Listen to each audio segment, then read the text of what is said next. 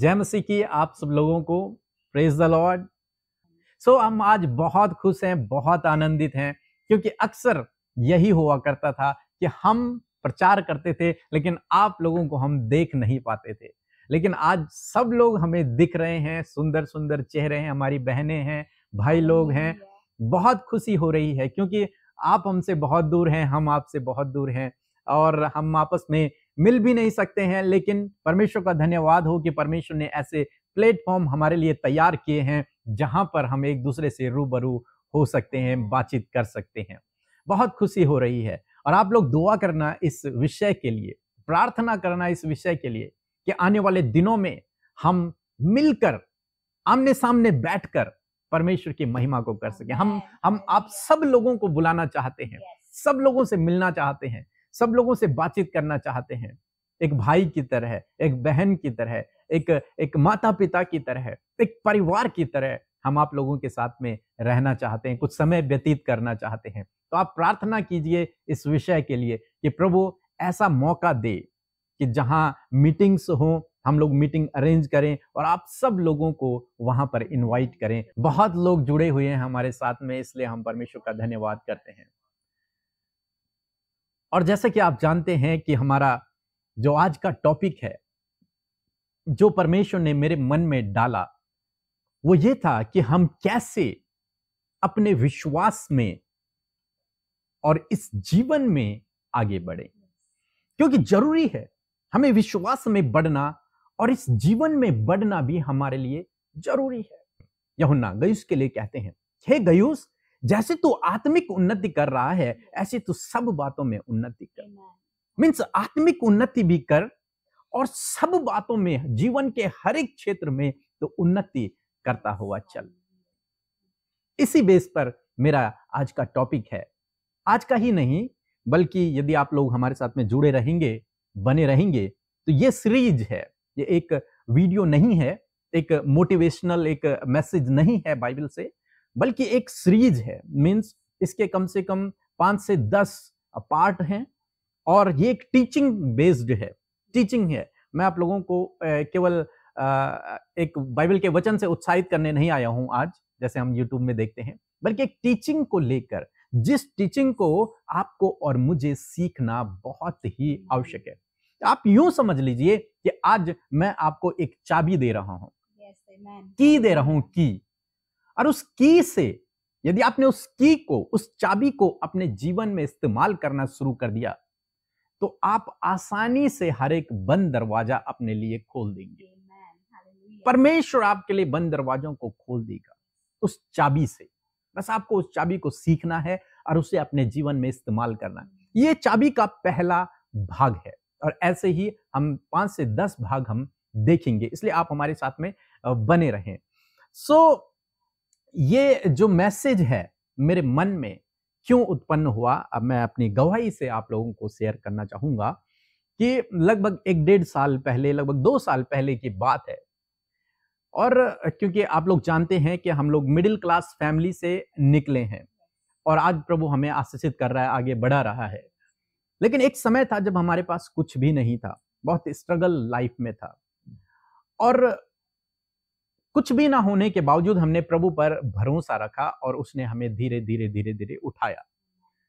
और लगभग 2 साल पहले की बात है कि हमने कुछ पैसा इकट्ठा किया और मेरे पास लगभग 1 लाख रुपए था। हालांकि हो सकता है कुछ लोगों के लिए 1 लाख बहुत बड़ी कीमत हो, कुछ लोगों के लिए बहुत छोटी कीमत हो, लेकिन हमारे लिए वो बहुत बहुमूल्य था। 1 लाख रुपए हमारे पास थी और ऐसा हुआ कि कुछ काम निकलते रहे और लगभग 1 महीने में मैंने वो 1 लाख रुपए खर्चा कर दिया। मिनिस्ट्री पर नहीं बल्कि अपने पर्सनल खर्चों पर, अपने परिवार के खर्चों पर, और हम लोगों ने वो 1 लाख रुपए खर्चा कर दिया। जब 1 लाख रुपए पूरा खर्च हो गया और हमारे पास कुछ भी ना बचा, फिर हमने हिसाब लगाया तो क्या देखा कि हमने कुछ ऐसा किया ही नहीं उस 1 लाख रुपए से जो बड़ा काम हो। कहीं हमने 500 रुपए खर्चा किया, कहीं हमने 1000 रुपए खर्चा किया, कहीं 2000 रुपए, कभी 5000 रुपए, ऐसा ऐसा करके हमने पूरे 1 महीने में 1 लाख रुपए खर्चा कर दिया। और उसके बाद निराश, प्रभु अब क्या करें, बड़ी मुश्किल से हमने ये इकट्ठा किया था लेकिन पता नहीं कैसे ये हमारे हाथों से निकल गया। वहां परमेश्वर ने मुझे इस की के बारे में, इस चाबी के बारे में उस दिन से सिखाना शुरू किया, और तब मैं उस चीज को अपने जीवन में सीखा, उस पाठ को, उस चैप्टर को मैं अपने जीवन में सीखा, और अब मैं उस की को अपने जीवन में अप्लाई करता हूं। उस परमेश्वर के सिद्धांत को, उस प्रिंसिपल को, बाइबल के उस सिद्धांत को मैं अपने जीवन में अप्लाई करता हूं, और उसके द्वारा मैंने बहुत सी आशीषों को अपने जीवन में पाया। दूसरी बात, क्यों मेरे मन में ये बात आई, हमारा प्रेयर टावर है, आप जानते हैं, आप में से बहुत से भाई बहन वहां फोन करते हैं और आपके लिए प्रार्थनाएं होती हैं। प्रेयर वॉरियर्स हैं हमारे भाई बहनों के पास, बहुत सारे पूरी इंडिया से, बाहर से फोन आते हैं, हजारों लोगों के फोन आते हैं। उनमें से जो मैक्सिमम लोग हैं, उनको जो प्रॉब्लम है वो फैमिली प्रॉब्लम है, मींस रिलेशनशिप्स इशू हैं, रिश्तों में कड़वाहट है, रिश्तों में प्रॉब्लम्स हैं। तब मन में आया कि कैसे प्रभु हम इनके रिश्तों को सही करें, कैसे होगा।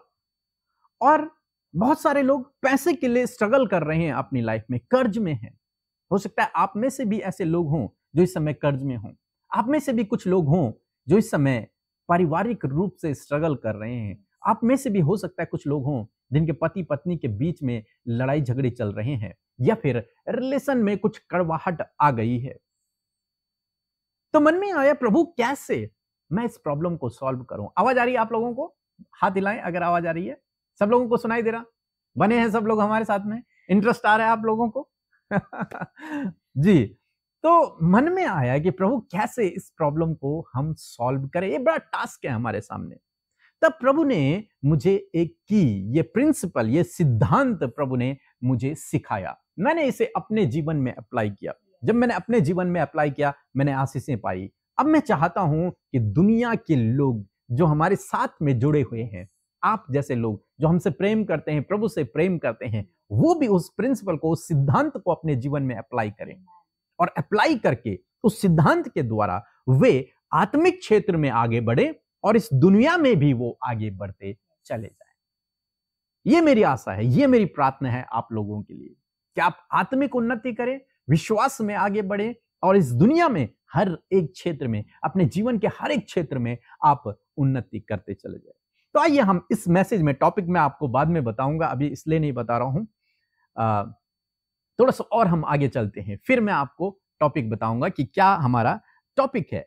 सो हम लोग निकाल लेंगे, यदि आप लोगों के पास बाइबल है तो जरूर से आप मेरे साथ में अपनी बाइबल को खोल लीजिए, क्योंकि आज टीचिंग वाला सेशन है, मैं आपको सिखाता हुआ चलूंगा। और मेरे साथ में उत्पत्ति किताब उसका 41 अध्याय आप लोग निकाल लेंगे। समय ज्यादा होगा इसलिए हम सारे वचन नहीं पढ़ेंगे, मैं आपको बता रहा हूं। 41 अध्याय आप पूरा पढ़ना, अपने आप पर्सनल बाद में आप पढ़ सकते हैं। जो कुछ मैं सिखा रहा हूं उसको आप दोबारा से उस अध्याय को पढ़कर सीखें।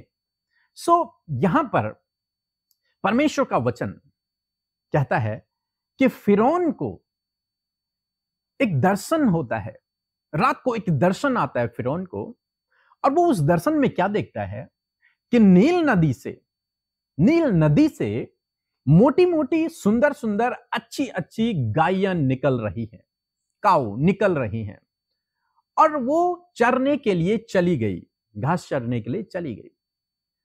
और फिर उसके बाद फिर से उसी नील नदी से कुछ और गायें निकली जो बहुत दुर्बल थी, कमजोर थी, और बहुत डरावनी जैसी नजर आ रही थी। कुरूप था उनका, अजीब सी नजर आ रही थी। वो गायें भी उसी नील नदी से निकली, और उन गायों ने, वो जो सुंदर गायें थी, वो जो मोटी मोटी अच्छी अच्छी गायें थी, उन्हें खा लिया। उन गायों को उन कमजोर, उन कुरूप गायों ने खा लिया। और फिरौन जाग उठा, और फिरौन उसके बाद फिर से सोया। जब वो फिर से सोया तो फिर से उसने ऐसे ही एक और दर्शन देखा।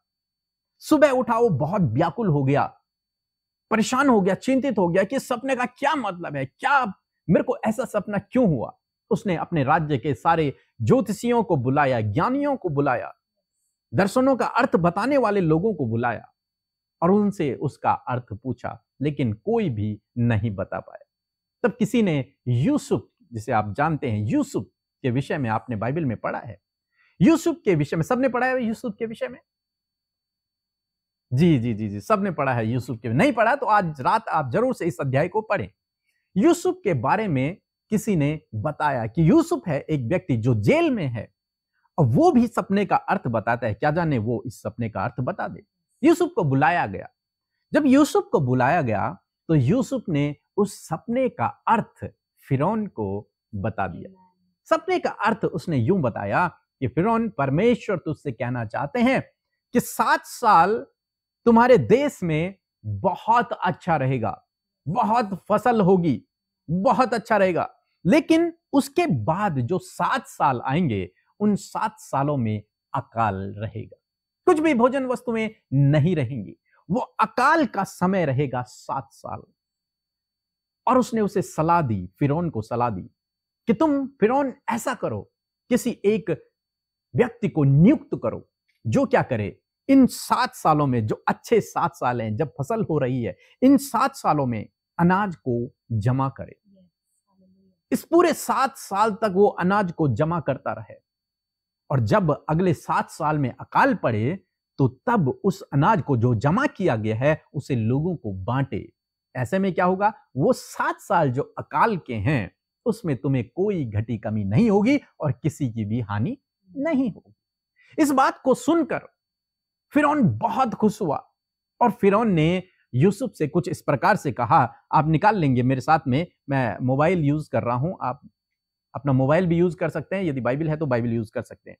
उत्पत्ति किताब उसका 41 अध्याय और 39 और 40 पद यदि आप पढ़ेंगे, लिखा है, फिर फिरौन ने यूसुफ से कहा, परमेश्वर ने जो तुझे इतना ज्ञान दिया है कि तेरे तुल्य कोई समझदार और बुद्धिमान नहीं, इस कारण तू मेरे घर का अधिकारी होगा और तेरी आज्ञा के अनुसार मेरी सारी प्रजा चलेगी, केवल राजगद्दी के विषय में मैं तुझसे बड़ा रहूंगा।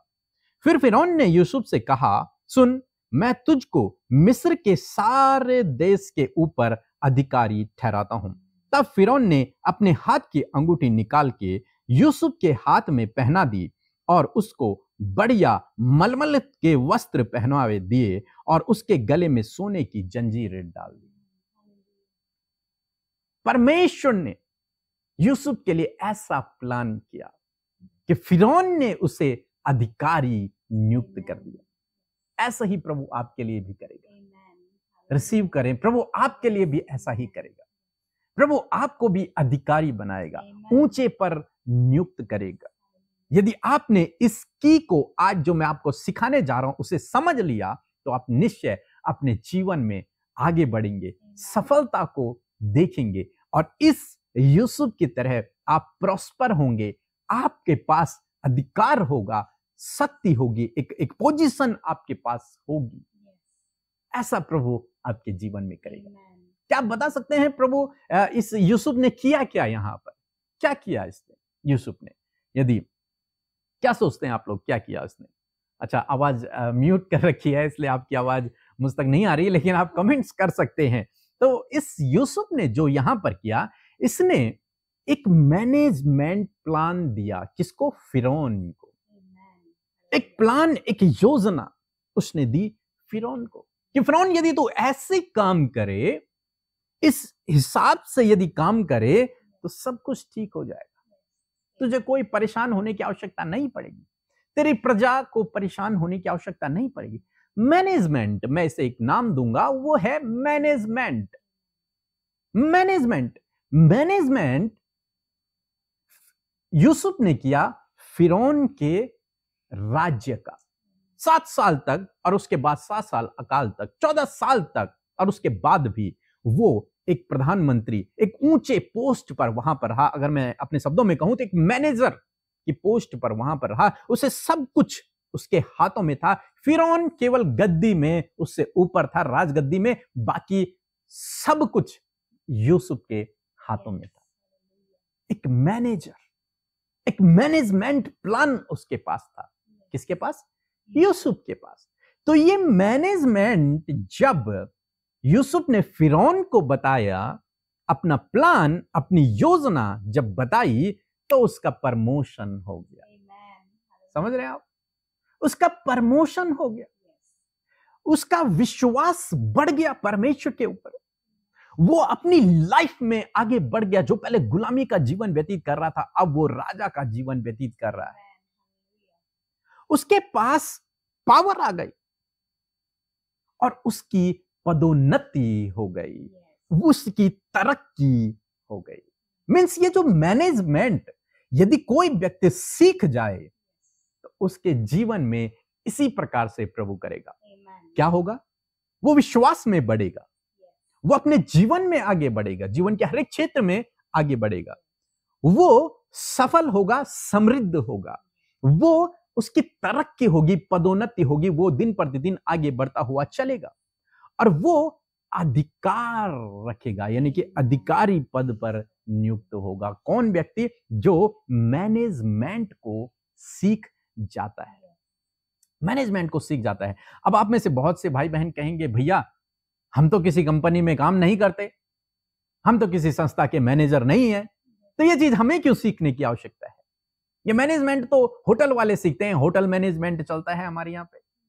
या फिर आप कहेंगे कि मैनेजर तो किसी कंपनी में होते हैं, होटल में होते हैं, संस्थाओं में होते हैं, तो फिर हमें क्यों जरूरत? हम तो प्रभु के लोग हैं, हमें क्या जरूरत ये मैनेजमेंट को सीखने की? तो आज मैं आपको बताना चाहूंगा कि मैनेजमेंट आपके लिए और मेरे लिए कितना आवश्यक है। बहुत आवश्यक है, बहुत ज्यादा जरूरी है।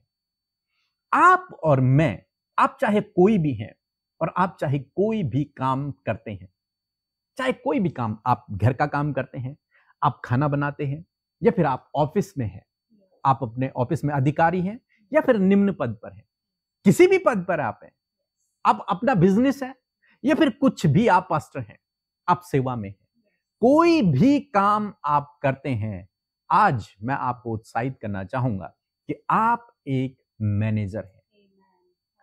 परमेश्वर ने आपको एक मैनेजर बनाया है।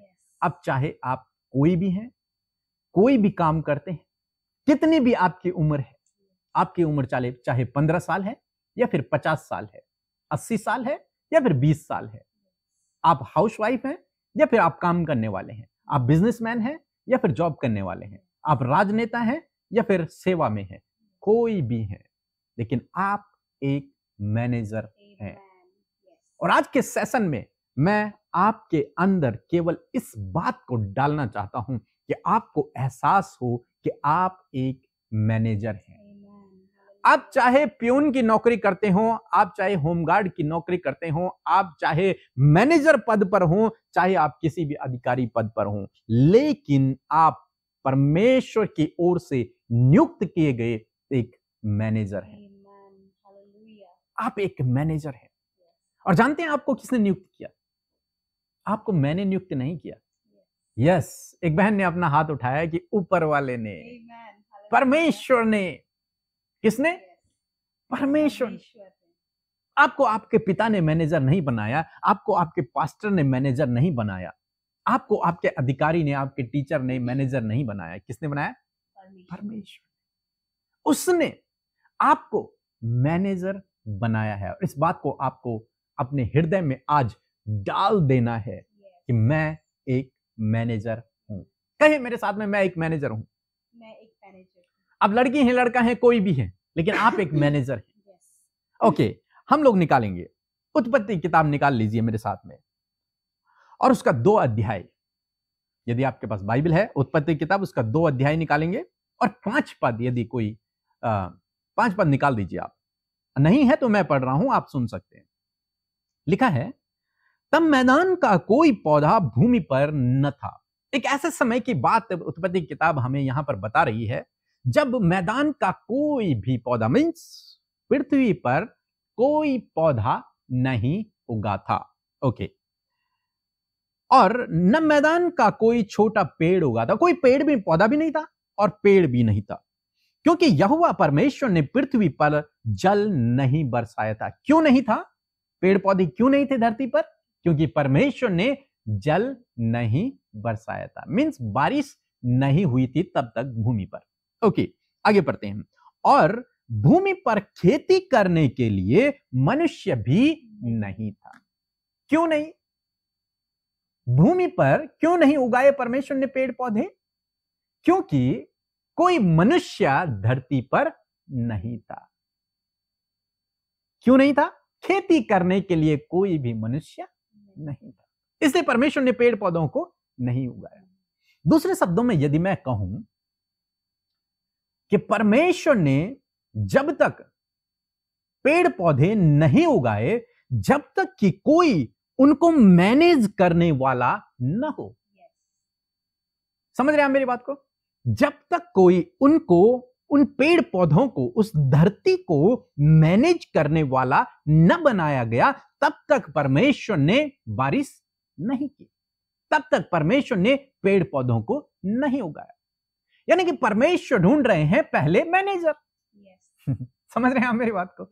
मैनेजर, ताकि वो एक मैनेजर को नियुक्त करें। जो मैनेजर क्या करे, जो क्या काम करे, वो उन जो पेड़ पौधे लगाए गए हैं, जो कुछ परमेश्वर की सृष्टि पृथ्वी है, उसकी देखभाल करे, उसमें खेती करे, उसमें काम करे, उनकी देखरेख करे। आगे हम पढ़ेंगे। इसलिए परमेश्वर ने पेड़ पौधे नहीं उगाए। ओके, 15 पद यदि आप 2 अध्याय 15 पद यदि पढ़ेंगे तो लिखा है, तब यहोवा परमेश्वर ने आदम को लेकर अदन की वाटिका में रख दिया और कि वह उसमें काम करे और उसकी रक्षा करे। 2 काम, क्या करे? काम करे और उसकी रक्षा, प्रोटेक्ट करे, कीप इट। और दूसरे शब्दों में मैनेज, क्या करे? मैनेज करे, उसकी रक्षा करे। क्या वो तलवार लेके पृथ्वी की रक्षा करता? नहीं। बंदूक लेके करता? नहीं। वो क्या करना था? उसको उसकी देखभाल करनी थी। जो इन्वायरमेंट, जो पर्यावरण परमेश्वर ने स्थापित किया था पृथ्वी पर अदन के वाटिका, उसको, किसको? आदम को उसकी देखभाल करनी थी, उसको बिगड़ने नहीं देना था, उसको सुरक्षित उसे रखना था। मीन्स वो क्या है? एक मैनेजर है। मैनेजर। एक और पद हम लोग पढ़ लेंगे, जल्दी हम लोग करेंगे। और 27-28 पहला अध्याय, उत्पत्ति किताब, उसका पहला अध्याय 27 और 28 पद मैं पढ़ रहा हूं। आप नोट कर सकते हैं और बाद में इन बातों को आप पढ़ सकते हैं। लिखा है 27-28 पद, तब परमेश्वर ने मनुष्य को अपने स्वरूप के अनुसार उत्पन्न किया और अपने ही स्वरूप के अनुसार परमेश्वर ने उसको उत्पन्न किया, नर और नारी करके उसने मनुष्यों की सृष्टि की। और परमेश्वर ने उनको आशीष दी, उनसे कहा, फलो फूलो, पृथ्वी पर भर जाओ और उसको अपने वश में कर लो, समुद्र की मछलियां तथा आकाश की पक्षियों और पृथ्वी पर रेंगने वाले सब जंतुओं पर क्या करो? अधिकार रखो। डोमिनियन, उन पर अधिकार रखो। जो कुछ पृथ्वी पर है उस सब पर तुम क्या करो? अधिकार रखो। रूल करो उनके ऊपर, राज्य करो उनके ऊपर, मैनेज करो उन्हें। उनको आपको क्या करना है? मैनेज करना है, कंट्रोल करना है। तो समझ रहे हैं आप? परमेश्वर ने आदम को बनाया ही इसलिए कि वो पृथ्वी को, यानी कि जो कुछ परमेश्वर की सृष्टि है, उसको मैनेज करे, उसकी देखभाल करे, उस पर राज्य करे, उस पर रूल करे, उसको गवर्न करे, उस डोमिनियन, अधिकार रखे। इसलिए परमेश्वर ने बनाया। हमें से बहुत से भाई बहन सोचते हैं कि परमेश्वर ने मनुष्य को आराधना करने के लिए बनाया, अपनी आराधना करने के लिए बनाया। सोचते हैं, सभी लोग सोचते हैं इस विषय में। मैं गलत नहीं कह रहा हूं, सही है, ये सही है कि परमेश्वर ने हमें अपनी आराधना करने के लिए भी बनाया है। परंतु इससे ज्यादा जो मुझे लगता है वो ये है कि परमेश्वर ने हमें अपनी सृष्टि की, जो कुछ उसने हमें दिया है, उसकी देखभाल करने के लिए बनाया है, उसको मैनेज करने के लिए आपको और मुझे बनाया है। इसीलिए मैं कह रहा हूं कि आप एक मैनेजर हैं। आप एक मैनेजर हैं। आप परमेश्वर के चुने हुए लोग हो, विशेष लोग हो। क्यों? ताकि आप परमेश्वर का जो कुछ परमेश्वर ने आपको दिया है, आप उसे मैनेज कर सको। अब एक मैनेजर का क्या काम है? जानते हैं आप मैनेजर का क्या काम होता है? आप बोर तो नहीं हो रहे हैं सब लोग? इसके बाद हम आप लोगों के लिए स्पेशल प्रार्थना करेंगे। आप चिंता न करें, प्रार्थना होगी। स्पेशल प्रार्थना होगी आपके लिए। नाम नहीं ले सकते हम क्योंकि बहुत ज्यादा लोग हैं, नाम तो मुझे दिखाई भी नहीं दे रहे हैं लोगों के, इतने ज्यादा लोग हैं। सो नाम तो लेना मुश्किल है, लेकिन हम हाथ बढ़ाकर आपके लिए प्रार्थना करेंगे और मेरा विश्वास है आप जहां कहीं हैं प्रभु आपके जीवन में वहीं काम करेगा। Amen. Hallelujah. सो इस ये जो मैनेजर है, इस मैनेजर का क्या काम होता है जानते हैं आप? मैनेजर का क्या काम है?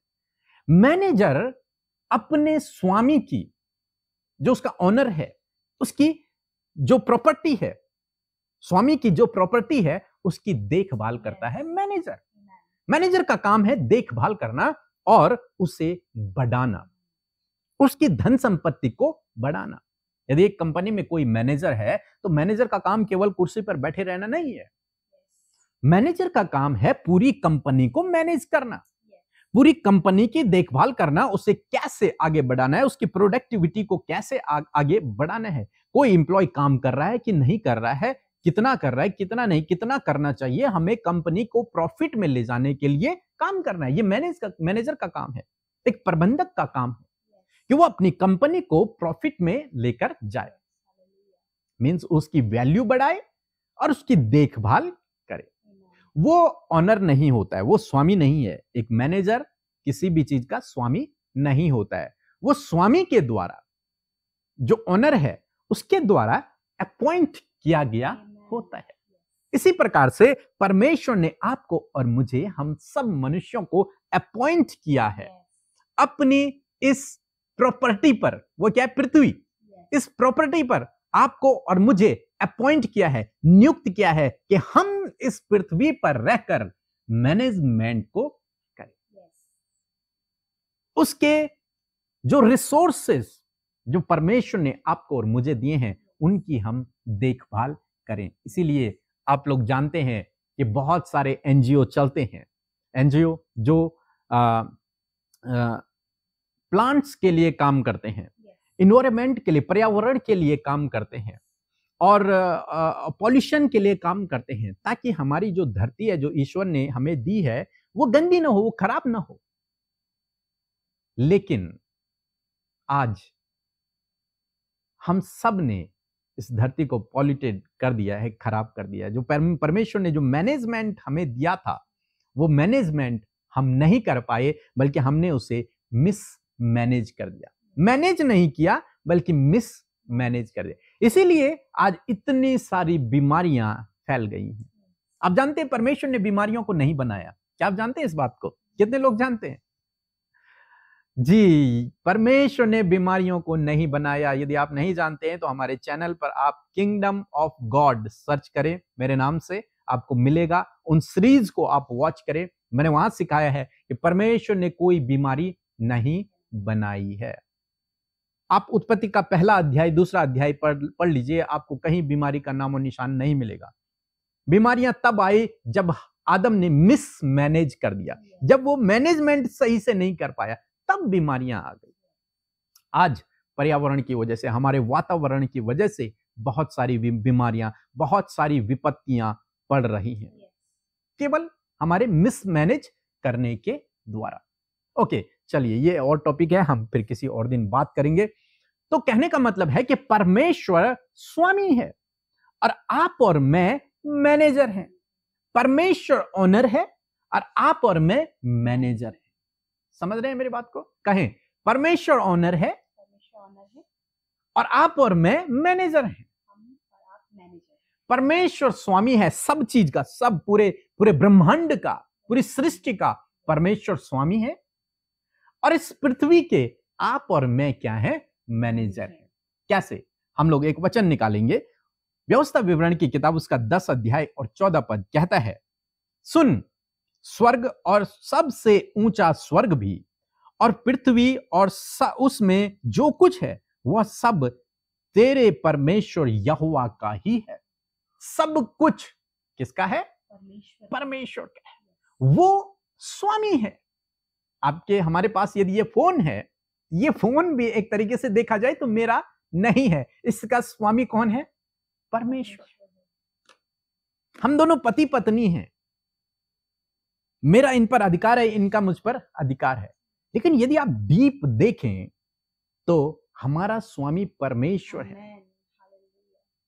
ये घर जहां पर ये स्टूडियो हमने बनाया है, लेकिन इसका स्वामी परमेश्वर है। हालेलुया। अब जहां बैठे हुए, जिस बेड में आप बैठे हुए हैं, जिस घर में आप बैठे हुए हैं, ये घर परमेश्वर का है। आमेन। Praise God. आप मैनेजर हैं, समझो आप मेरी बात को। आप इस धरती पर केवल एक मैनेजर हैं, और स्वामी कौन है?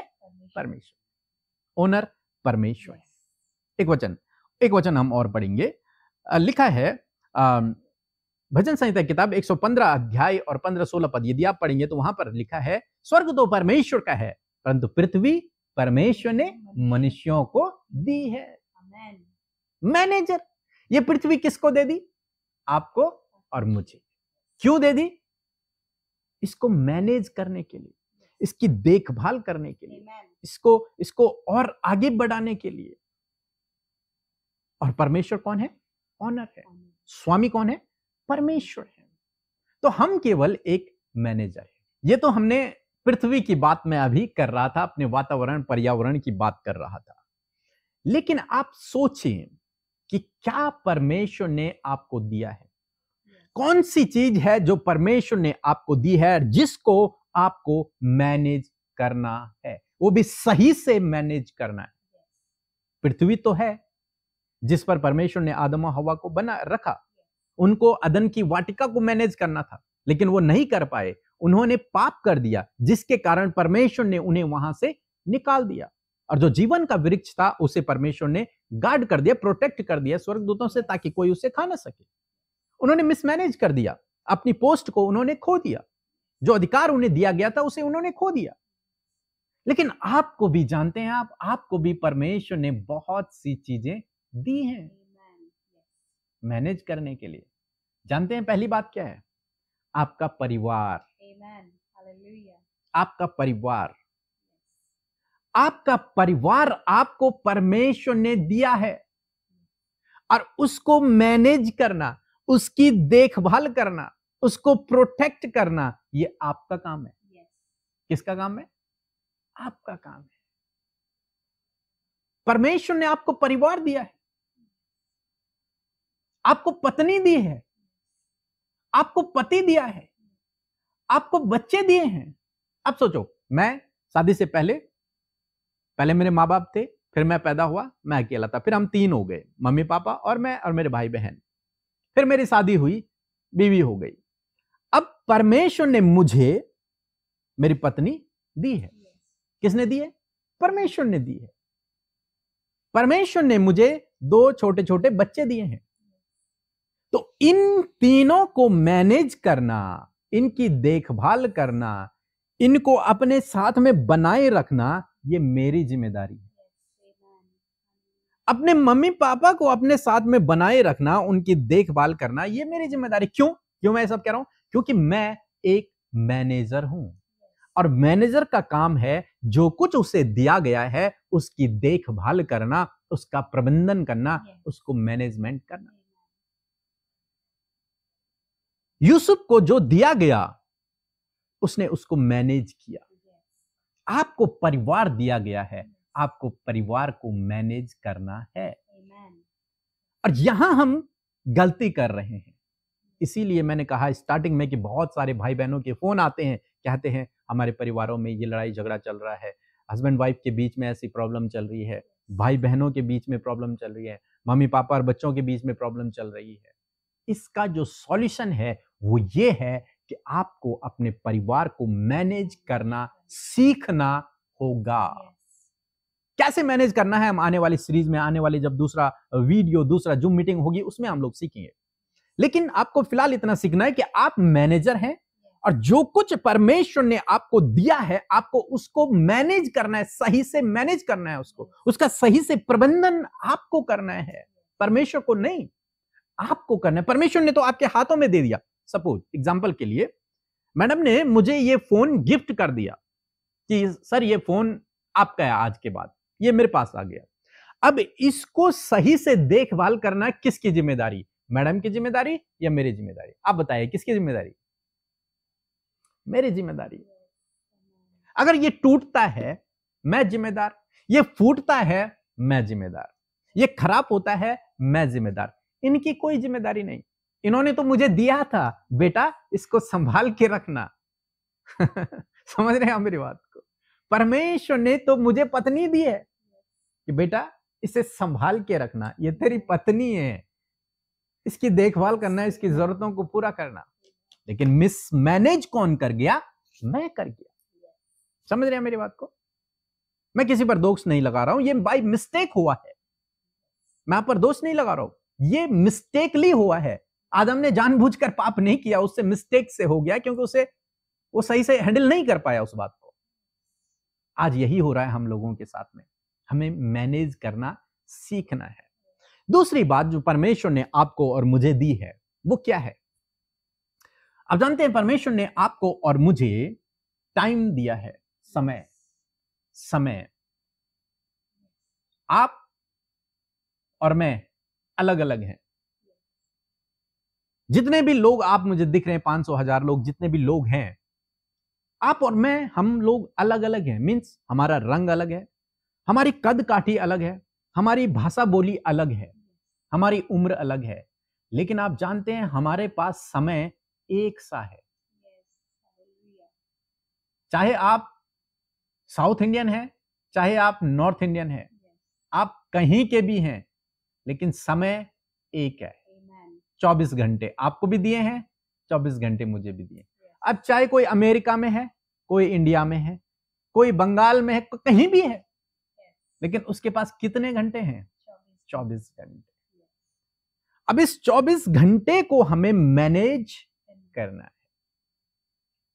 और जब हम इस 24 घंटे को, इस समय को मैनेज नहीं कर पाते सही से, तब परिवार में लड़ाई झगड़े उत्पन्न होते हैं, तब हम फाइनेंशियली वीक होने लग जाते हैं, आर्थिक तंगी में चले जाते हैं, कर्ज में चले जाते हैं। तो इस समय को जो परमेश्वर ने आपको और मुझे बराबर दिया है, एक सा दिया है, उसमें कोई कम नहीं कोई ज्यादा नहीं, एक सा दिया है, इस समय को हमें मैनेज करना सीखना है। यह भी हम आने वाले दिनों में सीखेंगे। आज केवल इतना कि आप ये सीखें कि मैं मैनेजर हूं और मुझे कौन कौन सी बातों को मैनेज करना सीखना है। समझ रहे हैं आप मेरी बातों को? बोर तो नहीं हो रहे हैं? आप खिला सकते हैं। जी जी जी जी जी। अगर अगर अगर ज्यादा लोग नहीं होते तो मैं आपसे नॉर्मली बातचीत करते फिर हम लोग, लेकिन क्या करें, बहुत ज्यादा लोग हैं, इसलिए हमें हमारी टीम ने म्यूट कर दिया है। मैं बोल रहा हूँ खोल दो, कुछ लोगों की आवाज सुनाई दे जाए, तो बोले नहीं सर नहीं, आप म्यूट करना ही है, नहीं तो सुन नहीं पाएंगे।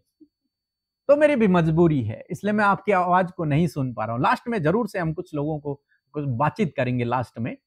सो हम लोग आगे चलेंगे। तो टाइम को आपको मैनेज करना है, इस टाइम पे हम बाद में देखेंगे। अब देखो, आपके पास 24 घंटे हैं, और जो अमीर आदमी होगा दुनिया का, उसके पास भी 24 घंटे हैं, लेकिन उसने उस 24 घंटे को इतना अच्छे से इस्तेमाल किया कि उसने उसी 24 घंटे में बहुत आगे बढ़ गया। और मैंने 24 घंटे को इतना इस्तेमाल किया कि हम सो के मोटे हो गए। समझ रहे? 24 घंटे को इतना इस्तेमाल कर दिया आपने और मैंने कि हम सो के मोटे हो रहे हैं। चलिए आगे देखते हैं। तीसरी बात जो परमेश्वर ने आपको और मुझे दी है मैनेज करने के लिए, वो है आपका शरीर। ये बॉडी, ये शरीर। अपने हाथों पे हाथ लगाएं जरा। ये शरीर, बोलो ये शरीर परमेश्वर ने मुझे दिया है मैनेज करने के लिए, इसकी देखभाल करने के लिए। इसको नाश करने के लिए नहीं दिया, बल्कि किस लिए दिया? देखभाल करने, प्रोटेक्ट करने के। इसको मैनेज करना आपका और मेरा काम है। आप जानते हैं आजकल बहुत जो यंग जनरेशन है, जो बच्चे हैं, वो बहुत बीमार हो रहे हैं, या फिर वो बचपन में ही वो बहुत मोटे हो जा रहे हैं। एक कारण डॉक्टर कहते हैं कि वो फास्ट फूड उन्होंने ज्यादा खा लिया। इसके कारण क्या हो रहा है? वो मोटे हो जा रहे हैं, या फिर फैट ज्यादा उनके शरीर में बन जा रहा है। तो उन्होंने क्या किया? अपने शरीर की देखभाल नहीं की, जो मिला वो खा दिया, जो मिला वो खा दिया, जिसके कारण क्या हो गया? मिसमैनेज हो गया। वो उस शरीर को मैनेज नहीं कर पाए, जिसके कारण बीमारियां पैदा हो गई। बड़े लोग, हम लोग कई बार शुगर बहुत ज्यादा ले लेते हैं, इसलिए आज बहुत ज्यादा इंडिया में शुगर के पेशेंट पाए जाते हैं। हम मिसमैनेज कर रहे हैं अपने शरीर को। आप में से कितने लोग हैं जो वॉक पर जाते हैं सुबह? मैं सोचता हूं केवल बुजुर्ग लोग जो होंगे वही जाते होंगे, जवान लोग बच्चे कभी नहीं जाते। हाथ उठा सकते हैं। एक बहन ने मुझसे पूछा कि मेरे पिता पास्टर थे, बहुत अच्छे थे, लेकिन परमेश्वर ने उनको जल्दी ही अपने पास बुला लिया। क्यों परमेश्वर ने ऐसा किया? आखिर क्यों? क्यों उनकी मृत्यु पहले हो गई? आखिर क्यों ऐसा हुआ? परमेश्वर ने, मैं भी बहुत सोच में रहा कि ऐसा क्यों हुआ। उसके बाद जब मैं एक दिन पढ़ रहा था तब मैंने देखा, बाइबल कहती है परमेश्वर ने मनुष्य को 120 साल दिए हैं। कितने साल? 120 साल दिए हैं मनुष्य को। ऐसा नहीं था कि मुझे 60 साल दिए, आपको 80 साल दिए, इनको 100 साल दिए, ऐसा नहीं था। परमेश्वर ने बाइबल के अनुसार मनुष्य को 120 साल दिए हैं। अब हम उससे ही पहले चले जा रहे हैं बिकॉज हमने अपने बॉडी को, अपने शरीर को मैनेज नहीं कर पाए। इसलिए आप पुराने अगर लोगों को देखेंगे, अपने दादा लोगों को यदि आप देखेंगे तो वो बहुत लंबी लंबी उम्र तक जीते थे। क्यों? क्योंकि उनका शरीर स्वस्थ था, इसलिए वो लंबी उम्र। आज बहुत कम उम्र हो गई है, मैक्सिमम लोग बहुत कम हो गई है, कारण हम अपने शरीर को मैनेज नहीं कर पा रहे हैं। ओके, नेक्स्ट हम आगे चलेंगे। और समय है अभी जी? ओके, समय है आप लोगों के पास? कितने लोग वॉच कर रहे हैं? हाथ उठा सकते हैं। ओके ओके, नेक्स्ट जो बात है जो परमेश्वर ने आपको और मुझे मैनेज करने के लिए दी है वो है मनी, पैसा। आप जो कमाते हैं, जो कुछ पैसा आपके पास आता है, वो उड़ाने के लिए नहीं है। इसलिए मैंने पहले अपनी कहानी सुनाई कि 1 महीने में मैंने 1 लाख रुपए उड़ा दिया। इसके लिए नहीं, ये परमेश्वर ने फिर मुझे सिखाया, ये इसके लिए नहीं है, ये इसके लिए है हम इसे मैनेज करें। यूसुफ ने क्या किया? उसने मैनेज किया अनाज को, उड़ाया नहीं उसने कि हाँ भाई 7 साल बहुत खुशी के हैं, खा लो, जितना खा सकते हो खा लो। नहीं, उसने कहा बचाओ, उसने कहा बचाओ, और जब 7 साल अकाल पड़ेगा उस समय उसको यूज करना। लेकिन आप और मैं, बहुत सारे लोग हैं जो 1,000 रुपए कमाते हैं और एक के 1,000 रुपए गवा देते हैं। है कोई भाई ऐसा? चलो बहुत अच्छी बात है, नहीं है तो बहुत अच्छी। हाँ, कुछ लोग हैं जी। तो आपको मैनेज करना सीखना है। क्या क्या मैनेज करना? अपने पैसे को मैनेज करना, जिसे मनी मैनेजमेंट भी कहते हैं। आजकल यूट्यूब में बहुत सारे वीडियोस आप देखेंगे मनी मैनेजमेंट, वो सीख रहे हैं। तो हम तो परमेश्वर के लोग हैं, हमें भी सीखना है मनी मैनेजमेंट, क्योंकि परमेश्वर ने आपको ये उड़ाने के लिए नहीं दिया, बचाने के लिए दिया। और जब मैं इस बात को सीखा, इस मैनेजमेंट को, आपको यकीन नहीं होगा, मैंने अपनी कमाई में से केवल 20% खर्चा किया और 80% मैंने सेव किया। 80% जितना बचता था, मींस यदि 20,000 हम कमा रहे हैं तो उसमें से 15 लगभग 15,000 रुपए हमने सेव करना शुरू किया, उसे बचाना शुरू किया। कारण क्या था? क्योंकि हम परमेश्वर के भवन के लिए एक जमीन लेना चाहते हैं और परमेश्वर के भवन को बनाना चाहते हैं, अपने पेट के लिए नहीं, परमेश्वर के राज्य के लिए बचाना शुरू किया। और आज हमारे पास इतना इकट्ठा हो गया है कि हम जमीन का तलाश कर रहे हैं, और आप लोगों का सहयोग भी है। बहुत सारे लोगों ने अपने हाथों को बढ़ाया है, बहुत सारे लोगों ने दिल खोलकर परमेश्वर के भवन के बनाने के लिए, जमीन को लेने के लिए अपने हाथों को बढ़ाया, और धीरे धीरे धीरे धीरे करके हमने कुछ पैसा इकट्ठा कर दिया। तो कहने का मतलब है, परमेश्वर चाहते हैं कि जो कुछ परमेश्वर ने आपके हाथों में दिया है, महीने में जो कुछ आपके हाथों में आ रहा है, चाहे आप हाउसवाइफ हैं, चाहे आप काम करने वाले लोग हैं, उसको मैनेज करना है। कैसे मैनेज करना है हम आने वाले वीडियो में देखेंगे। आपको केवल आज इतना समझना है कि आप एक मैनेजर हैं, आपको अपना मनी को मैनेज करना है, आपको अपनी बॉडी को मैनेज करना है, आपको अपने टाइम को मैनेज करना है, आपको अपने फैमिली को मैनेज करना है। और भी कई चीजें परमेश्वर ने आपको दी हैं, ये हम आने वाले दिनों में देखेंगे। आपको काम दिया है परमेश्वर ने, आपको जॉब दी है परमेश्वर ने, आपको बिजनेस दिया परमेश्वर ने, उसको आपको मैनेज करना सीखना है।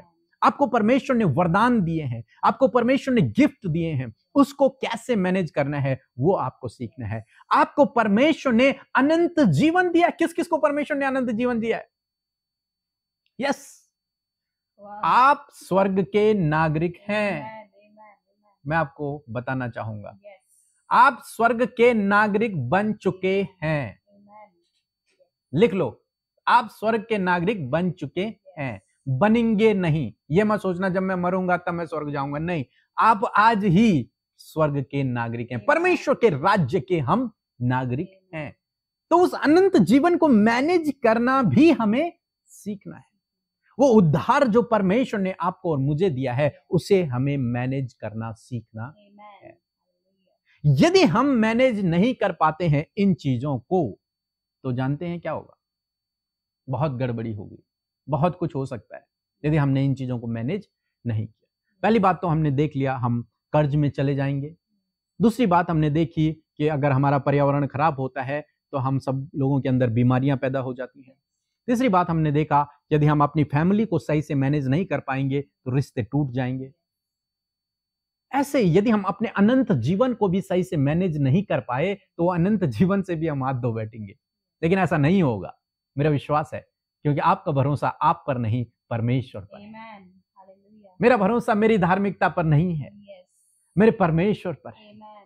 Hallelujah. आप जानते हैं, जब कोई व्यक्ति गिर रहा हो, कहीं गिर रहा है, और गिरते समय यदि किसी ने हाथ बढ़ा दिया उसको पकड़ने के लिए, और यहां पर देखिए आप, यदि उस नीचे गिरते हुए व्यक्ति ने ऊपर वाले का हाथ यहां से पकड़ा, ऐसे करके पकड़ा, तो संभावनाएं हैं कि वो हाथ छूट जाए। क्यों? क्योंकि किसने पकड़ा है? नीचे वाले ने पकड़ा है। जो गिर रहा है उसने हाथ को पकड़ा है, तो संभावनाएं हैं, क्योंकि इसका वजन ज्यादा है, तो संभावनाएं हैं कि हाथ छूट जाए। लेकिन यदि गिरते हुए को ऊपर ने हाथ ऐसे पकड़ा है, ऊपर वाले ने यदि हाथ पकड़ा है, तो वो हाथ छूटेगा नहीं, Amen. क्योंकि Hallelujah. उसकी पकड़ क्या है? मजबूत है, वो उसे ऊपर खींच लेगा। तो क्यों हमें ये सीखना जरूरी है? क्योंकि हम परमेश्वर के सम्मुख खड़े होंगे अपना लेखा देने के लिए, और जो कुछ परमेश्वर ने आपको दिया है उसका आपको हिसाब किताब परमेश्वर को देना होगा। एक मैनेजर, एक दिन मैनेजर के जीवन में ऐसा समय आता है जब वो अपना खाता बही लेकर अपने स्वामी के पास जाता है Yes. कि ये काम मैंने किया। ऐसे ही आपको और मुझे भी एक दिन उसके पास जाना है। रोमियो की किताब उसका 14 अध्याय 12 पद हमें कहता है एक दिन हमें लेखा देना होगा। और ये बात पौलुस भी बहुत अच्छे तरीके से कहते हैं। और पहला कुरिन्थियों की किताब उसका 4 अध्याय 1 और 2 पद यदि आप पढ़ेंगे, लिखा है, मनुष्य हमें मसीह के सेवक और परमेश्वर के भेदों का भंडारी समझे। हम कौन है? पौलुस कहता है हम भंडारी हैं, हम मैनेजर हैं, Yes. हम भंडारी हैं। और फिर कहता है, फिर यहां भंडारी में यह बात देखी जाती है कि भंडारी विश्वास योग्य निकले। Amen. जो कुछ उस भंडारी को दिया गया, उस मैनेजर को जो कुछ दिया गया, उसमें वो विश्वास योग्य निकले। ये स्वामी की चाह है उस भंडारी के लिए। Amen. हम बाइबल में लूका रचित सुसमाचार उसके 16 अध्याय में 1 और 2 पद में एक खराब भंडारी के विषय में पढ़ते हैं, अविश्वास योग्य भंडारी के विषय में पढ़ते हैं। आप पढ़ लेना, लूका रचित सुसमाचार 16 अध्याय 1 और 2 पद में हम लोग इस बात को पढ़ते हैं। तो वहां पर क्या होता है, एक भंडारी, एक स्वामी ने एक भंडारी को नियुक्त किया, और वो उस चीज को जो कुछ जिस पर वो नियुक्त किया गया था उसे मिसमैनेज कर देता है। तो लोग उसकी शिकायत कर लेते हैं, भाई स्वामी जो तूने भंडारी रखा हुआ है ये तो तेरे सारे पैसों को उड़ा रहा है। Yes. स्वामी को गुस्सा आया और स्वामी उसके पास जाता है और कहता है कि भंडारी तू अपना लेखा दे, Yes. क्योंकि अब से तू भंडारी नहीं रहेगा, तू मुझे लेखा दे जल्दी। जो कुछ मैंने तुझे सौंपा था अब तू बता तूने उसका क्या किया। तो ये इसके बारे में लिखा है अविश्वास योग्य भंडारी, क्योंकि ये विश्वास योग्य नहीं रहा। आदम भी अविश्वास योग्य भंडारी था, क्योंकि उसने मिसमैनेज कर दिया। जो कुछ परमेश्वर ने उसे दिया था उसने उसे मिसमैनेज कर दिया। जब किसी बात को, किसी चीज को जो परमेश्वर ने आपको और मुझे दिया हम मिसमैनेज करते हैं तो हम उसे खो देते हैं। यदि आप पैसे को मिसमैनेज कर देंगे तो आप पैसा खो देंगे। यदि आप फैमिली को मिसमैनेज कर देंगे तो फैमिली खो देंगे। यदि मैं अपनी पत्नी के साथ में गलत व्यवहार करूंगा तो मैं इन्हें खो दूंगा। यदि अपने बच्चों के साथ में तो बच्चों को खो दूंगा। बच्चे मेरे साथ में तो वो समझ रहे हैं मेरी बात को। जिसे हम मिसमैनेज करेंगे, जिसको भी हम सही से मैनेज नहीं कर पाएंगे उसे हम खो देंगे। लेकिन परमेश्वर पे भरोसा रखें। परमेश्वर रिन्यू करने वाला परमेश्वर है, Amen. Hallelujah. फिर से पुनः स्थापित करने वाला परमेश्वर, टूटी हुई चीजों को बनाने वाला परमेश्वर है। निराश होने की आवश्यकता नहीं है। यदि लड़ाई झगड़े हैं तो डरने की आवश्यकता नहीं है, दूरियां हैं तो डरने की आवश्यकता नहीं है। आप एक ऐसे परमेश्वर पर विश्वास करते हैं जो फिर से Amen. बनाने वाला परमेश्वर। ओके, आगे देखते हैं मत्ती रचित सुसमाचार उसके 25 अध्याय यदि आप पढ़ेंगे तो वहां पर एक स्वामी, एक धनवान व्यक्ति अपने 3 सेवकों को बुलाता है और उन्हें कुछ तोड़े देता है। एक को 5 तोड़े, एक को 2 तोड़े, एक को 1 तोड़े देता है और कुछ समय बाद वापस आता है। और वो जो मैनेजर हैं, 3 मैनेजर मैं उन्हें कहूंगा, उन तीनों मैनेजरों से वो लेखा लेते हैं कि बताओ भाई, मैंने जो संपत्ति तुम्हें दी थी उसका तुमने क्या किया। Yes. तो पहला आता है 5 तोड़े वाला, वो कहता है स्वामी जो तूने मुझे 5 तोड़े दिए थे मैंने उसके 10 कर लिए हैं, Amen. मैंने तेरी संपत्ति को बढ़ा दिया है। फिर दूसरे को बुलाता है जिसको 2 तोड़े दिए, उसे बुलाता है, वो कहता है स्वामी तूने मुझे 2 तोड़े दिए थे, मैंने उससे भी बढ़ा दिया, मैंने उसके 4 कर दिए हैं। स्वामी बहुत खुश होता है, वो धनवान बहुत खुश होता है, इतना खुश होता है वो कहता है हे मेरे विश्वास योग्य दासों, मेरे पास आओ, मेरे साथ में मेरे आनंद में सहभागी हो जाओ, मैं तुम्हें और अधिक पर अधिकारी ठहराता हूं। Amen. मैनेजमेंट प्रमोशन को देता है। Yes. इन्होंने सही मैनेजमेंट किया उस पैसे का, इनका प्रमोशन हो गया। Yes. अधिकारी ठहराता हूं, पावर, अधिकार इन्हें मिल गया, इनकी उन्नति हो गई। यही मैंने आपको सबसे पहले बताया था, यदि आप मैनेजमेंट करना सीखते हैं तो ये की है, ये चाबी है Yes. प्रमोशन की, Yes. ये चाबी है अधिकार की, ये चाबी है विश्वास में बढ़ने की, ये चाबी है लाइफ के, जीवन के हर एक क्षेत्र में आगे बढ़ने की, Yes. यदि आप मैनेजमेंट को सीखते हैं। Amen. और इन दोनों ने बहुत अच्छा मैनेजमेंट किया उस पैसे का। इनको जो तोड़े मिले थे उस तोड़े को इन्होंने बढ़ा दिया, लेकिन वहीं जिसको 1 तोड़ा मिला हुआ था उसने उसे मिसमैनेज कर दिया, उसने उसका प्रबंधन सही से नहीं कर पाया, उसने उसे छुपा दिया। बाइबल कहती है कि उस धनवान ने कहा हे दुष्ट दास, इससे जो कुछ इसके पास मैंने दिया था वो भी इससे ले लो, और उसे दंड के लिए भेज दिया। कहने का मतलब है यदि हम सही से मैनेज नहीं कर पाते हैं जो परमेश्वर ने हमें दिया है तो हम उस चीज को खो देते हैं जो हमारे पास है। इस दास ने वो खो दिया जो इसे दिया गया था, 1 सिक्का, 1 तोड़ा, वो भी खो दिया जो इसे दिया गया था, क्योंकि इसने मिसमैनेज किया। उन दोनों ने अच्छे से मैनेज किया, इसलिए उन दोनों ने और अधिकारी से पाया। Amen.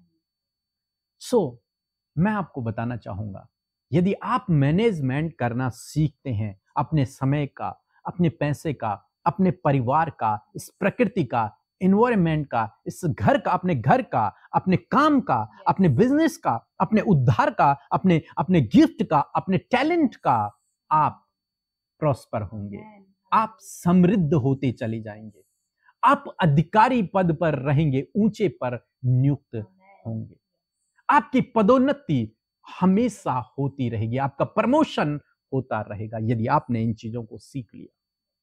सो मैं आशा करता हूं, विश्वास करता हूं कि आपने थोड़ा सा एक बात को आज सीख लिया है कि आप एक मैनेजर हैं, Amen. Hallelujah. आप एक मैनेजर हैं। Yes. आपको परमेश्वर ने एक मैनेजर की पोस्ट पर नियुक्त किया है Amen. और आपके हाथ में परमेश्वर ने कुछ चीजों को मैनेज करने के लिए दिया है। वो है उसकी प्रकृति, ये पर्यावरण, वो है समय, वो है आपका लाइफ पार्टनर, आपका जीवन साथी या फिर आपका परिवार, वो है आपकी बॉडी, आपका शरीर, वो है आपका काम, वो है आपका बिजनेस, वो है आपका उद्धार, आपका अनंत जीवन, वो है आपका गिफ्ट जिसे परमेश्वर ने आपको दिया। इन चीजों को आपको मैनेज करना सीखना है, और यदि आपने इनको मैनेज करना सीख लिया तो आप प्रॉस्पर होंगे, आप समृद्ध होंगे, आप अधिकारी पद पर नियुक्त होंगे, आपकी पदोन्नति होती चली जाएगी। सो प्रभु आपको इस वचन के बहुत आयत से आशीष दे। आमीन, Amen. आमीन। जी, यदि आपने आशीष पाई है तो अपने हाथों को उठाएं। यदि आपने सीखा है, वास्तव में यदि आपने सीखा है और यदि आप सीखना चाहते हैं और भी इन चीजों को कैसे मैनेज करना है, केवल प्रार्थना करने से, यस, प्रार्थना करने से सब कुछ हो सकता है। और परमेश्वर हमारे जीवनों में काम करता है, रिस्टोर करता है, लेकिन हमारा भी कुछ कर्तव्य है। उस कर्तव्य को आपको और मुझे पूरा करना है, जिसके लिए परमेश्वर ने आपको और मुझे मैनेजर बनाया है, जिसके लिए परमेश्वर ने आपको और मुझे चुना हुआ है, हमको एम्बेसडर बनाया है, अपना राजदूत परमेश्वर ने बनाया हुआ है अपने काम के लिए। सो आइए हम छोटी सी प्रार्थना करेंगे, उसके बाद हम आपकी बीमारियों के लिए, आपकी परेशानियों के लिए, हर एक समस्या के लिए हम लोग प्रार्थना करेंगे। आपको हमारे साथ में उस प्रार्थना को करना है, और जहां पर भी आप बीमार हैं वहां पर हाथ रखें, और जिस किसी के लिए भी आप प्रार्थना करना चाहते हैं वो करें। मेरा विश्वास है प्रभु आज आपकी प्रार्थनाओं को सुनेगा, निश्चय प्रभु आपकी प्रार्थनाओं का उत्तर देगा। अभी कल की बात है, एक बहन ने हमें फोन किया और उनका रिजल्ट आने वाला था गवर्नमेंट जॉब का। उन्होंने फोन किया और हमने फोन को उठाया और उनसे बातचीत की। उन्होंने कहा कि हमारा रिजल्ट आने वाला है, बहुत परेशान है और रिजल्ट आने वाला है, बहुत नर्वस हैं, आप लोग प्रार्थना कीजिए। जब हमने मीन्स उनके लिए प्रार्थना हुई, परमेश्वर ने उनकी प्रार्थना को सुन लिया। जब वो एग्जाम देने गई थी तब भी उन्होंने प्रार्थना करवाई थी, और 1 घंटे बाद उन्होंने फिर से फोन किया, कहा कि मेरा सिलेक्शन हो गया। परमेश्वर ने उनकी प्रार्थना को सुन लिया। परमेश्वर आपकी प्रार्थना को भी सुनेगा। एक बहन ने बताया कि वो हमारी राफा प्रेयर आपने सुनी होगी, राफा प्रेयर को सुन रही थी, बहुत कर्ज में थी और वो राफा प्रेयर को सुनने लगी। जब वो राफा, दूसरे ही दिन उन्हें फोन आया, और वो फोन ये था कि आपका कुछ पैसा बहुत समय से हमारे पास जमा था, इस पैसे को ले जाइए। उन्हें नहीं पता कौन सा पैसा, कहाँ का पैसा, उन्हें नहीं पता, लेकिन वो कहती हैं कि मैं गई, मुझे वो सारा पैसा मिला और मैंने अपना पूरा कर्जा लौटा दिया। एक दिन में मात्र परमेश्वर ने उनके जीवन में ऐसे बड़े कामों को कर दिया। आपके जीवन में भी प्रभु करेगा, इसलिए प्रार्थना करें। आइए अपनी आंखों को बंद करें और हमारे साथ में प्रार्थना करें। प्रभु यीशु मसीह, हम आपका धन्यवाद करते हैं इस सुंदर समय के लिए जो आज आपने हमारे जीवनों में दिया। विशेषकर प्रभु इन भाई बहनों के लिए प्रार्थना करते हैं जिन्होंने आज तेरे वचन को सुना है। प्रभु ये वचन मेरा नहीं था प्रभु, ये वचन मेरी ओर से नहीं है, बल्कि ये तेरी ओर से प्रभु, जो तूने सिखाया, जो आपने कहा, वो मैंने इन तक पहुंचा दिया है। प्रभु होने पाए खुदावन ऐसा हृदय दे जिस हृदय में वो वचन फलवंत हो। प्रभु ये समझने पाए कि ये एक मैनेजर है, ये समझने पाए कि ये तेरे द्वारा नियुक्त किए गए हैं, ये समझने पाए कि इन्हें वो चीजें मैनेज करनी है। प्रभु इनको वो हृदय दे प्रभु, दुष्ट प्रभु इनके हृदय से इस वचन को चुराने न पाए खुदावन, लेकिन ये वचन इनके हृदय में फलवंत हो। यीशु धन्यवाद करते हैं, धन्यवाद हो पिता परमेश्वर। प्रभु हम आपका धन्यवाद करते हैं, प्रार्थना करते हैं इस समय जितने भी भाई बहन हमारे साथ में जुड़े हुए हैं प्रभु, यदि कोई भी किसी भी बीमारी, किसी भी तकलीफ में है, किसी भी समस्या में है, प्रभु यीशु नासरी के नाम से अभी इसी वक्त वो चंगा हो जाए इन जीसस नेम। उसके जीवन की वो समस्या दूर हो जाए यीशु नासरी के नाम से, वो छुटकारा पाए यीशु नासरी के नाम से। है बीमारी, हम तुझे आज्ञा देते हैं उसके शरीर को छोड़कर चली जा इन जीसस नेम। रुकावट यीशु नासरी के नाम से दूर हो जाए, वो काम जो अभी तक नहीं हो पाया वो सफल हो जाए यीशु नासरी के नाम से, सफल हो जाए, वो बंद दरवाजे खुल जाएं यीशु नासरी के नाम से। वो समस्या जिसमें ये भाई फंसा हुआ है प्रभु, आप उसे बाहर निकालें, उस समस्या से बाहर निकालें, उस बंधन से उसे बाहर निकालें प्रभु। धन्यवाद करते हैं, उस ट्रैप से, उस जाल से प्रभु उसे बाहर निकालें पिता। धन्यवाद हो पिता।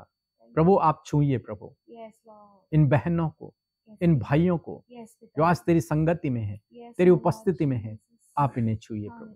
धन्यवाद हो। धन्यवाद यीशु, आपका धन्यवाद आपके सुंदर लोगों के लिए, आपके सुंदर प्रजा के लिए प्रभु, जिन्होंने आपके वचन को, आपके इंस्ट्रक्शंस को आज ले लिया प्रभु। मैनेजमेंट के ऊपर, हर एक टीचिंग को परमेश्वर उन्होंने अपने जीवन में रिसीव कर लिया फादर। प्रभु आपने जो कुछ भी उन्हें दिया है प्रभु, आज उन्होंने निर्णय लिया है, आज उन्होंने निर्णय लिया है परमेश्वर कि वो हर एक चीज को मैनेज करेंगे पिता परमेश्वर।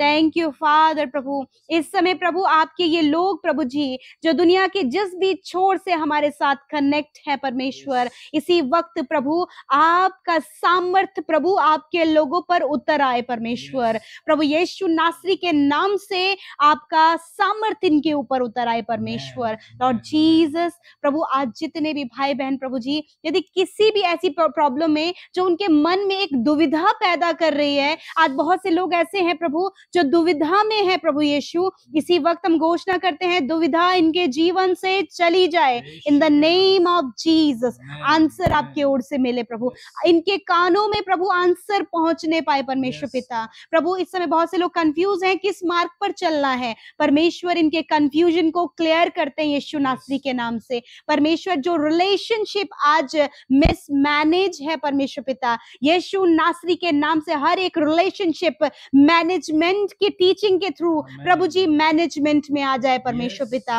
यीशु के नाम से हस्बैंड वाइफ का रिलेशनशिप मैनेज होने पाए, माता पिता और बच्चों का प्रभु रिश्ता मैनेज होने पाए पिता। प्रभु जी हर एक वो रिश्ता जो आपने अपने लोगों को दिया है वो मैनेज होने पाए यीशु के नाम से। आज आप रिसीव करें अपनी फैमिली में, उस मैनेजमेंट को रिसीव करें लॉर्ड। थैंक यू फादर कि आज आपने आपके लोगों ने ग्रहण किया है प्रभु उस मैनेजमेंट को। खुदा मैं धन्यवाद करती हूँ, मैं प्रार्थना करती हूँ प्रभु इस समय प्रभु बहुत से लोग कर्जे में है प्रभु जी, प्रभु मनी प्रॉब्लम उनके जीवन में चल रहा है। यीशु नासरी के नाम से आज से प्रभु जी इन्होंने निर्णय लिया है कि अपने मनी को मैनेज करेंगे, तो आज ही से प्रभु जो इन्होंने निर्णय लिया है उसके द्वारा प्रभु यीशु के नाम से कर्जे, फाइनेंशियल प्रॉब्लम, हर एक आर्थिक तंगियां इनके जीवन को छोड़कर चली जाएं यीशु के नाम से आज्ञा देते हैं। हर एक कमी घटी यीशु के नाम से चली जाए। यदि ये किसी का इन्हें देना है प्रभु वो इंतजाम आपके आसमानी भंडार से इनके लिए पूरा होने पाए प्रभु जी।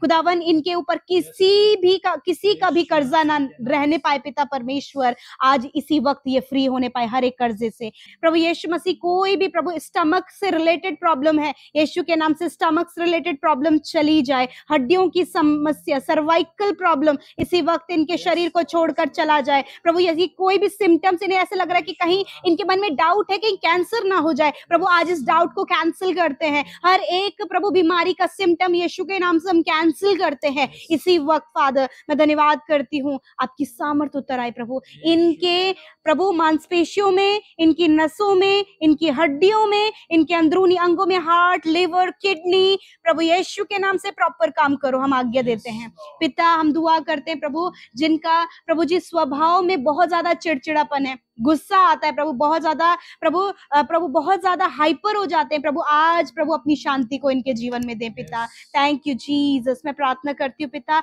आज जितने भी लोग हमारे साथ बने रहे प्रभु यीशु, उनके व्यक्तिगत जो भी प्रार्थनाएं हैं हम आपके हाथों में देते हैं पिता यीशु। आप इनके बच्चों को छुटकारा दें प्रभु। मैं आपका धन्यवाद करती हूँ सब बातों के लिए धन्यवाद यीशु, हमारी प्रार्थना को सुनने के लिए धन्यवाद यीशु के नाम से मांगते हैं, आमेन, आमेन और आमेन। अब आपको अनम्यूट किया जाएगा, आप हमसे बातचीत कर सकते हैं और आवाज एक साथ आएगी, बट कोई बात नहीं, हमें खुशी है कि आप लोगों की आवाज हमें सुनने को मिलेगी। हम बहुत एक्साइटेड हैं। जय मसीह की, जय मसीह की। Praise the Lord. Wow wow, YouTube family कितनी सुंदर दिखाई देती है। वाओ, जय मसीह की। वाओ वाओ, हम आप लोगों के लिए निरंतर प्रार्थना करेंगे। हमने देख लिया है आप लोगों को। Praise the Lord, praise the Lord. आप सबकी फोटो खींच ली गई है। सो जय मसीह की, जय मसीह की ब्रदर, जय मसीह की सिस्टर, जय मसीह की आंटी, जय मसीह की uncle. So praise the Lord. आप सब लोगों को जय मसीह की। बहुत अच्छा लग रहा आप लोगों से बात करने में। कुछ लोगों की आवाज़ सुनाई दे रही है और कुछ लोगों की नहीं सुनाई पा रही है। लेकिन आप लोगों की फोटो हमने खींच ली है आज। Yes. अब हम बार बार देखकर आप लोगों के लिए प्रार्थना किया करेंगे। Wow. जरूर से हम आप लोगों के लिए प्रार्थना करेंगे, क्योंकि हमारी टीम ने आपकी फोटो ले ली है, Yes. पूरे लोगों की। काफी लोग हमारे साथ में जुड़े हुए हैं, Yes. सो हम परमेश्वर का धन्यवाद करते हैं। आपके परिवार के लिए हम लोग निरंतर प्रार्थना करेंगे, हमारी पूरी टीम Yes. आपके लिए प्रार्थना करेगी। Yes. और यदि जीवन में कोई भी परेशानी है, दुख है, बीमारी है, बिल्कुल भी निराश न होएं। Yes. परमेश्वर आपके साथ में है Amen. और हम भी आपके साथ में हैं, Yes. आपके लिए प्रार्थना करने के लिए। Yes. हमारी टीम आपके साथ में है, चाहे कोई हो ना हो, लेकिन परमेश्वर आपके साथ में है Amen. और हम भी आपके साथ में हैं। Amen. कभी मौका मिलेगा तो हम लोग मिलेंगे, Yes. बैठेंगे, बातचीत करेंगे। दुआ कीजिए परमेश्वर बहुत जल्द कुछ ऐसा व्यवस्था करे जहां पर हम सब लोग मिल सके, Amen. आपस ऐसा में बातचीत होगा। कर सके, Yes. परमेश्वर की महिमा को कर सकें, क्योंकि आप लोग हमारे साथ में बहुत लंबे समय से जुड़े हुए हैं, Yes. लेकिन कभी मुलाकात नहीं हुई है। कि हमारा विश्वास है कि प्रभु मिलाएगा। थैंक यू भैया, थैंक यू। बहुतों ने बहुत अच्छा यहाँ पर रिएक्शन मिल रहा है देखने को। Thank you so much. और आप सबके जो हाथ बार बार खड़े हो रहे हैं, आप बहुत अच्छे लाइक का साइन दिखा रहे हैं, बहुत खुशी हो रही है, क्योंकि आप अगली मीटिंग में अपने दोस्तों को जरूर से शेयर कीजिए।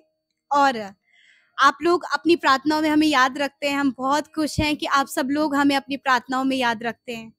आप लोग हमारे फैमिली का एक मेंबर हैं, भले हम आपसे दूर हैं, और बट इस बात की खुशी है कि हम दोनों अपने जीवन से बहुत आभार व्यक्त करते हैं अपने YouTube परिवार के लिए, जिनकी प्रार्थनाओं के द्वारा आज खुदा ने हमें यहाँ पहुंचाया है। सच कहते हैं, हम यहाँ थे, बट आप लोगों की प्रार्थनाओं के द्वारा हम यहाँ पर हैं, और परमेश्वर की नाम की महिमा, और आप अपने जीवन में भी बड़े काम देखेंगे। आप भी इस लेवल से इस लेवल तक आएंगे। हालेलुया। क्या एग्री करते हैं मेरे साथ? Yes. हाथ उठा के। आमेन, आमेन। Okay, bye. ओके, सो ये मीटिंग को हम यहीं पे समाप्त करते हैं। नेक्स्ट टाइम आप सबसे मुलाकात होगी। Praise the Lord. बहुत सारे कमेंट्स आ रहे हैं, आपके कमेंट्स के लिए धन्यवाद। हर एक प्रेयर रिक्वेस्ट को हम दोबारा से देखेंगे और उसके लिए हम प्रार्थना करेंगे। सो आप सबको जय मसीह की।